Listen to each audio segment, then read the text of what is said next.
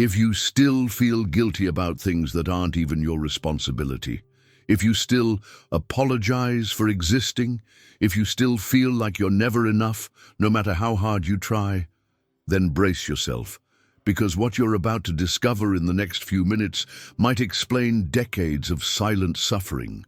There's a dark secret that nobody wants to tell you about certain families, and if you discover this too late, it might explain why you sabotage everything good that happens in your life. Over the past few years, I've dived into the cruelest patterns that narcissistic parents use to destroy their children's self-esteem. And what I discovered will shock you. Inspired by Dr. Gabor Mate's revolutionary discoveries about trauma, I found something even more disturbing buried in this wound that never stops bleeding. There's a brutal truth that few have the courage to speak. Some families aren't sanctuaries of love. Some families are training camps for self-destruction. And if you grew up in a narcissistic family, you were programmed to fail emotionally from the cradle. The signs I'm about to reveal aren't just indicators, they're invisible scars that shape every relationship you try to build, every decision you try to make, every time you look in the mirror and wonder why you can't love yourself. You might be thinking that your family wasn't that bad, or that at least you didn't get beaten. But let me tell you something that's going to hurt. Emotional abuse is invisible, but its marks are permanent. And today, you're going to recognize exactly where those marks are on you. If you have the courage to face the truth about your childhood and finally understand why you are the way you are, keep watching. But I warn you, once you know this, there's no way to pretend you don't know. The first sign that you grew up in a narcissistic family is terrifyingly specific and will cut your soul. You smile when you should be screaming in pain. You learned from a young age that your real emotions were inconvenient. When you cried, you heard "stop being dramatic." When you got angry, you were a badly behaved child. When you showed anything other than artificial joy, the atmosphere became heavy, people got irritated, and you quickly learned the golden rule of narcissistic families: your feelings don't matter. So you develop the mask, that automatic smile that appears when someone hurts you, that nervous little laugh when you should be setting boundaries, that everything's fine expression when inside you're falling apart. I know how it is. You smile when your boss humiliates you. You smile when someone disrespects you. You smile when they're stepping on your dignity. And the worst part, you don't even notice you're doing it anymore. The mask has stuck to your face. You know what happens to children who grow up like this? They become adults who no longer know how to distinguish between politeness and self-annihilation. They confuse kindness with submission. They believe that being loved means being invisible. Dr. Gabor Mate always talks about how trauma changes our neurobiology, and this compulsive need to smile through pain, it's literally your brain in survival mode, trying to protect you from the emotional abandonment you experienced as a child. You might be recognizing yourself now and feeling that tightness in your chest. That's normal. You're starting to see the invisible strings that have been controlling your life for years. But here's the liberating truth. Recognizing this mask is the first step to taking it off. You don't have to smile anymore when they're hurting you. You don't have to pretend everything's okay when it's not. The question that won't go away is, how many times today have you already smiled when you should have said no? Think about that as we move to the next sign. And tell me in the comments what city you're watching from. I want to know where the brave people are who have the courage to face these truths. Because the next sign I'm going to show you will explain why you feel alone even when you're surrounded by people. Second devastating sign, you carry a deep loneliness that seems to have no logical explanation. A feeling of always being on the outside, always disconnected, even when you're surrounded by people. This isn't ordinary loneliness. It's the loneliness of someone who grew up emotionally abandoned inside their own home. It's the loneliness of someone who learned that opening up is dangerous, that trusting is naive, that showing vulnerability is inviting to be hurt. In narcissistic families, you don't learn to connect, you learn to protect yourself. Your parents were so busy with their own dramas, their own needs, their own open wounds, that there was no emotional space left for you. You became invisible in your own family. And this created a terrible belief in your mind. I'm not interesting enough to deserve genuine attention. If my own family can't see me, who will? Today, you might be at a party, at a dinner, at a meeting, and still feel like you're watching life happen through glass. People laugh, talk, connect, and you're there, physically present but emotionally floating. You try to participate, try to connect, but you always feel like you're playing a role, as if you were an actor trying to interpret a normal person, but forgetting your lines at the crucial moment. What your narcissistic parents did was break your natural capacity for emotional intimacy. They taught you that loving is dangerous, that trusting is stupid, that opening up is making yourself a target. So you built walls so high that now even you can't climb them. You know what's the cruelest thing about all this? You think the problem is you. You think you're weird, antisocial, difficult to deal with, but you're not. You're a normal person with abnormal wounds trying to navigate a world that requires emotional connection. The truth is that you were programmed for loneliness. Your parents implanted in your mind the idea that you're too much when you need something and not enough when you offer something. But listen carefully, the loneliness you feel isn't your fault. It's an adaptive response to a toxic family environment. It's your protection system working overtime to keep you safe from the pain you experienced as a child. And the third sign? It's going to show you how this programming sabotages all your relationships. Third, brutal sign. Your relationships have an expiration date. Whether it's dating, friendship, or even work colleagues, eventually things go sour, people drift away, and you're alone again wondering, what's wrong with me? The answer is going to hurt, but it needs to be said. You were programmed to destroy relationships before they destroy you. It's a defense mechanism you developed to survive in a family where love was conditional and abandonment was constant. See if this sounds familiar. In the beginning, you're the perfect partner. Attentive, caring, willing to do anything for the person. But as the relationship deepens, as the person begins to really know you, you panic. Your brain screams, she's going to find out who you really are and leave. So you do one of two things. Either you become too clingy, suffocating, desperate for reassurance, or you pull away, creating problems, picking fights, sabotaging what could work out. Why do you do this? Because in narcissistic families, you learned that love is a power game.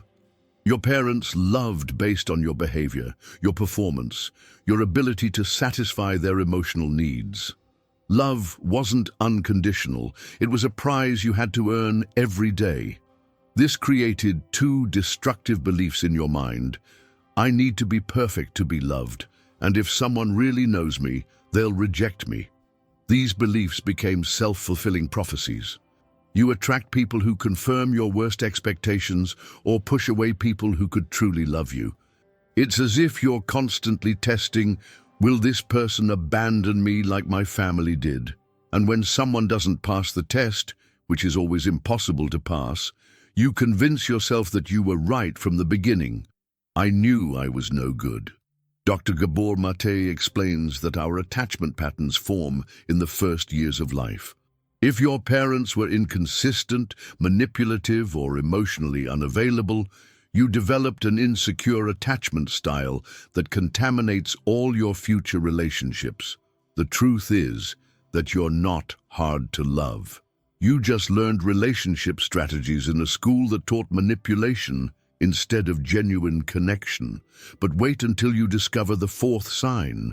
It will explain why you live in a constant state of alert. Fourth sign that will give you chills.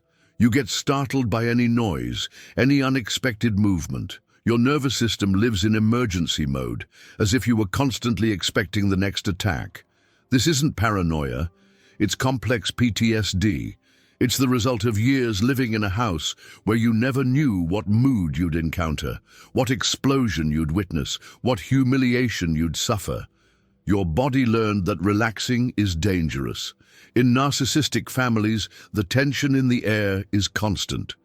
It might be that your parents never shouted loudly, never hit you physically, but emotional violence is like toxic gas, invisible but lethal. You grew up breathing this toxicity every day. Your little child's body was always in a state of alert. Will daddy explode today? Will mommy have one of her crises? Did I do something wrong without knowing? This hypervigilance became your default mode of existing. Today, you might be in a normal conversation and suddenly your heart races. Someone slams a door and you jump. A coworker speaks a little louder and you're already preparing for conflict. Your body doesn't understand that you're no longer in that house, in that danger. That's why you have difficulty relaxing, sleeping, simply chilling out. Your nervous system was calibrated for war, not for peace. You were trained to detect threats that don't always exist. You know what's most cruel? Your own parents probably called you too sensitive, dramatic, nervous. They implanted the trauma and then blamed you for the consequences. This is called gaslighting, making the victim question their own sanity. Dr. Gabor Mate always emphasizes how childhood trauma gets stored in the body. It's not something you get over by thinking positive. It's something your nervous system needs to relearn, reprogram. You might be recognizing yourself now and feeling a mixture of relief and sadness. Relief because you finally understand that you're not crazy.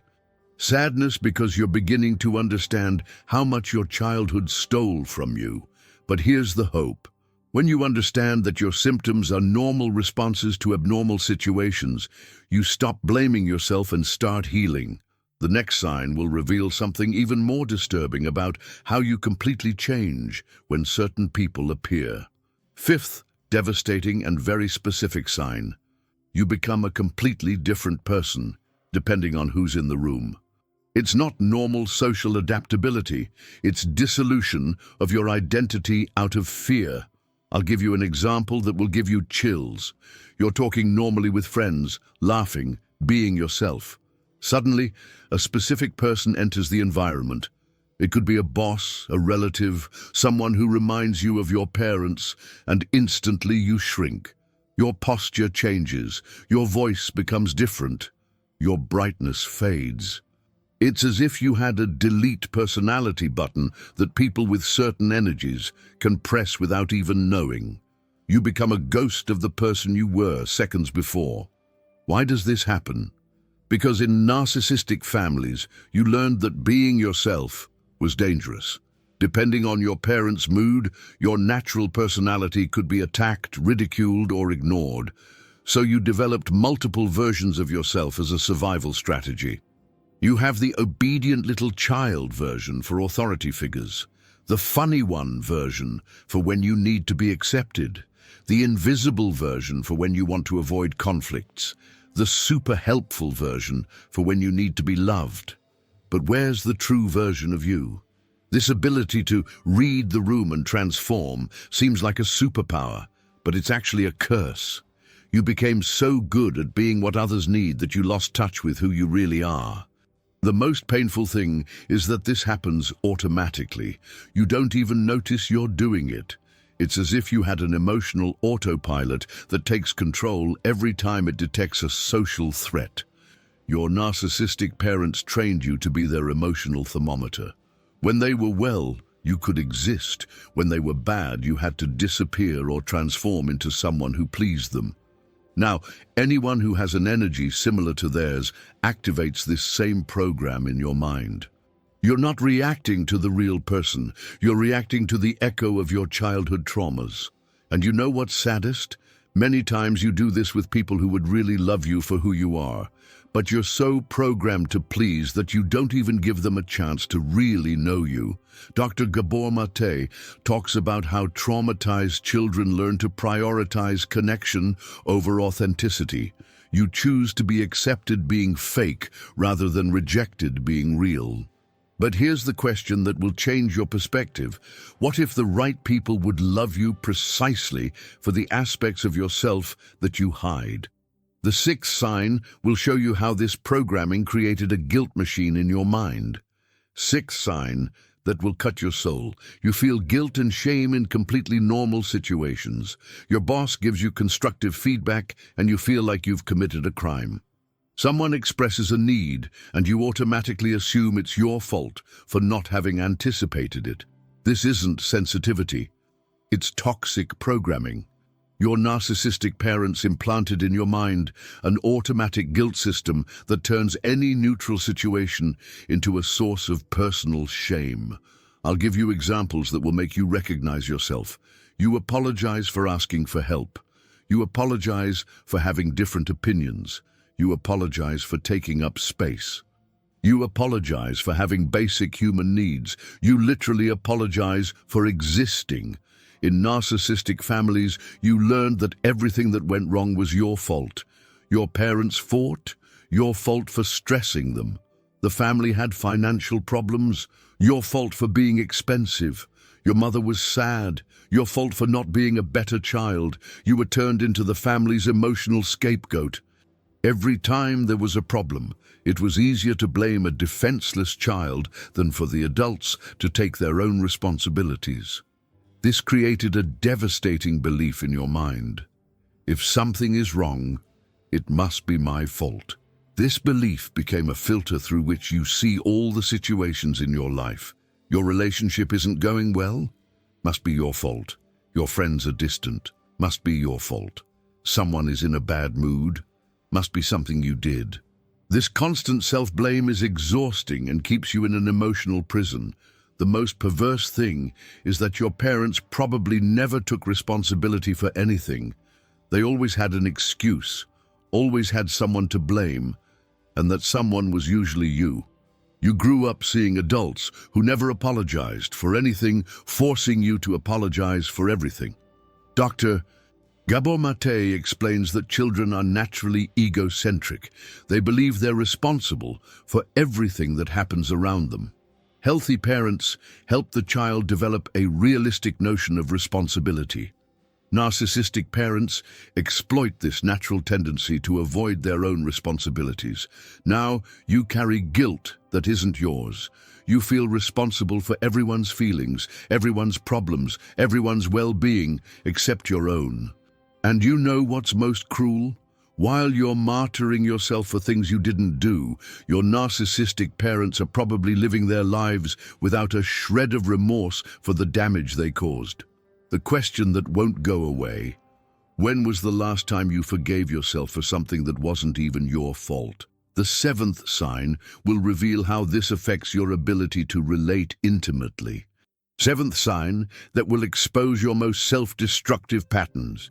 You live in extremes of intimacy. Either you open up too much, too fast, with people who don't deserve your trust, or you close yourself off completely, keeping even the people who love you at a safe distance. There's no middle ground in your emotional life. It's all or nothing. It's total abandonment or total control. It's extreme vulnerability or absolute armor. And this crazy dance is sabotaging all your relationships. I'll show you how this works in practice.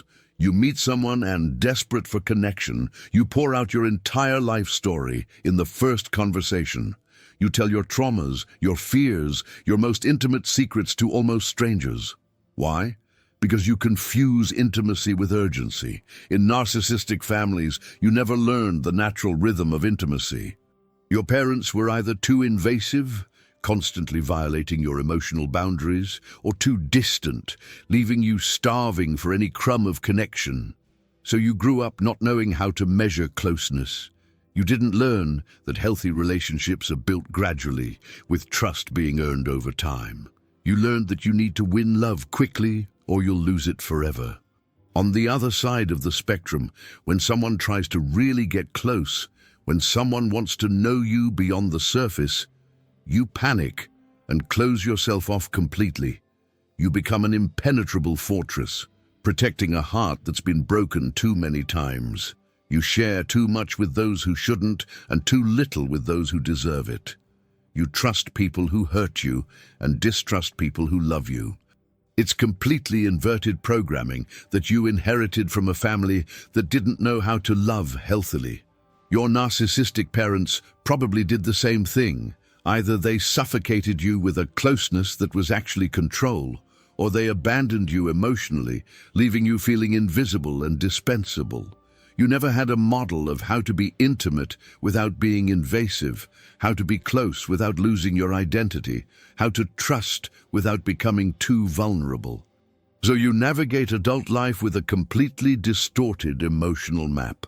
Dr. Gabor Mate always talks about how dysfunctional relationship patterns repeat from generation to generation. You're not guilty of the patterns you inherited, but you're responsible for breaking them. The painful truth is that you're reproducing with others what your parents did with you. You invade boundaries because yours were invaded. You distance yourself because you were abandoned. You hurt because you were hurt. But recognizing these patterns is the first step to changing them. The 8th sign will reveal something even more specific about your social life. 8th sign that will hurt deep in your soul. You don't have real friends. You might have acquaintances, colleagues, people you occasionally talk to, but deep, lasting friendships where you can be vulnerable. That's foreign territory for you. And before you blame yourself, let me explain why this happens. In narcissistic families, you never learned what real friendship is because you never experienced relationships based on mutuality, reciprocity, and unconditional acceptance. Your parents taught you that relationships are transactional. You receive love if you give something in return, obedience, performance, validation for their ego. So you grew up believing that you need to pay to be accepted in friendships. You become that person who's always giving, always available, always willing to help, but never asks for anything in return.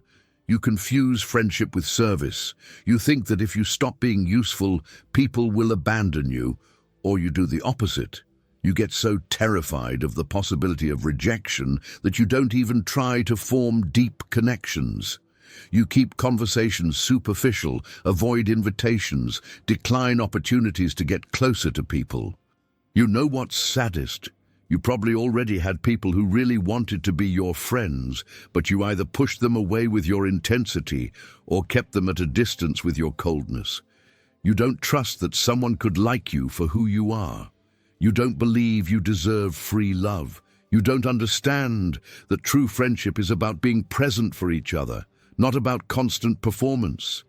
In narcissistic families, you also learned that people are dangerous, that they'll use you, manipulate you, abandon you when they no longer need you. This belief became a self-fulfilling prophecy in your adult life. You attract people who confirm your worst expectations or push away people who could break this pattern. It's a vicious cycle that keeps you isolated and confirming your belief that relationships aren't worth it. But here's the truth nobody tells you. The ability to form healthy friendships can be learned at any age. You're not doomed to loneliness because of your childhood. The 9th sign will reveal how this programming affects your relationship with authority. The last devastating signs connect like pieces of a painful puzzle. You have a toxic relationship with authority. Either you rebel against everything and everyone, or you submit completely, losing your voice. You see healthy families and feel a deep pain in your chest, wishing you had what you never had. And when you're near your parents, you automatically regress, becoming that scared and small child again. But the last and most important sign is this. You struggle to understand who you really are. You spent so much time being what others needed that you lost touch with your true essence. Dr. Gabor Mate has a phrase that changed my perspective on healing. The question is not why you are addicted, but why you feel pain. And applying this to our context, the question is not why you are difficult, but why you were hurt. All these signs we explored aren't your flaws. They're intelligent adaptations that a child made to survive in an emotionally dangerous environment. You developed these patterns because they worked at the time. They kept you safe, helped you navigate the chaos of your family. The problem is that these survival mechanisms that saved you as a child are now limiting you as an adult. Those strategies that were necessary then have become prisons now. But recognizing these patterns is the first step to freedom. When you understand that your behaviors make sense within the context of your history, you stop blaming yourself and start healing. You're not broken. You're not doomed to repeat these patterns forever. You're not a lost cause. You're a brave person who survived something no child should have to go through.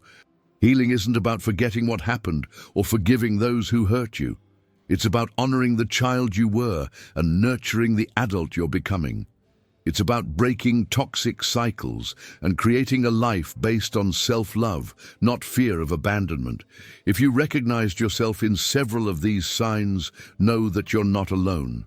Millions of people grew up in narcissistic families and are fighting the same battles you are.